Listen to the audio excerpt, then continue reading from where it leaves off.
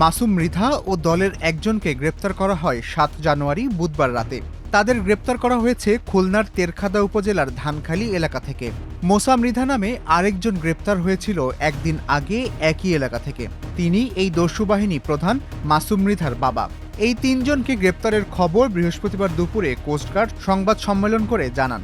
গ্রেপ্তারের পর বৃহস্পতিবার বিকেলে তাদের থানা পুলিশের কাছে হস্তান্তর করেছে কোস্টগার্ড। তবে গ্রেপ্তার হওয়া ব্যক্তিদের পুলিশের হেফাজতে রাখা হয়েছে।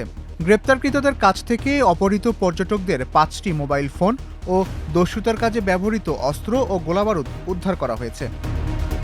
বাগেরহাটের মোংলায় কোস্টগার্ড পশ্চিম জোন কার্যালয়ে আয়োজিত সংবাদ সম্মেলনে জানানো হয়, গ্রেপ্তারকৃতরা হলেন মাসুম বাহিনীর প্রধান মাসুম মৃধা, তার সহযোগী ইফাস ফকির ও মোসা মৃধা। এই নিয়ে অপহরণের ঘটনায় এখন পর্যন্ত মোট ৯ জনকে গ্রেপ্তার করা হয়েছে। গ্রেপ্তারের পর তাদের দেওয়া তথ্যের ভিত্তিতে ৩টি দেশীয় ওয়ান শুটার পাইপগান, ৮ রাউন্ড তাজা কার্তুজ ও ৪ রাউন্ড ফাঁকা কার্তুজ, মাদক সেবনের সরঞ্জাম ও দেশীয় অস্ত্র উদ্ধার করা হয়েছে। কোস্টগার্ড পশ্চিম জোনের অপারেশন কর্মকর্তা লেফটেন্যান্ট কমান্ডার আবরার হাসান জানান, গত ২ জানুয়ারি শুক্রবার সুন্দরবনের গোলকানন রিসোর্টের কাছে কানুরখাল সংলগ্ন এলাকায় নৌকায় ভ্রমণের সময় মাসুম বাহিনী ২ জন পর্যটক ও গোলকানন রিসোর্টের মালিককে জিম্মি করেন। এরপরে মুক্তিপণ দাবি করে।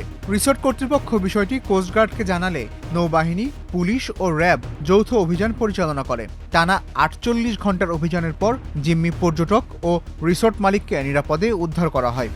আটককৃত ব্যক্তিদের দেওয়া তথ্য এবং গোয়েন্দা নজরদারির মাধ্যমে গত ৭ জানুয়ারি ২০২৬ তারিখ বুধবার কোস্টগার্ড খুলনার তেরখাদা থানাধীন ধানখালী সংলগ্ন এলাকা হতে বাহিনীর প্রধান মাসুম মৃধাকে আটক করে। পরবর্তীতে ডাকাত মাসুম মৃধার দেওয়া তথ্য অনুযায়ী সুন্দরবনে গাজী ফিশারি সংলগ্ন এলাকায় তল্লাশি চালিয়ে ৩টি দেশীয় ওয়ান শুটার পাইপগান, ৮ রাউন্ড তাজা কার্তুজ, ৪ রাউন্ড ফাঁকা কার্তুজ, একটি চাইনিজ কুড়াল, ২টি দেশীয় কুড়াল, একটি দা, একটি স্টিল পাইপ ও মাদক সেবনের সরঞ্জাম উদ্ধার করা হয়।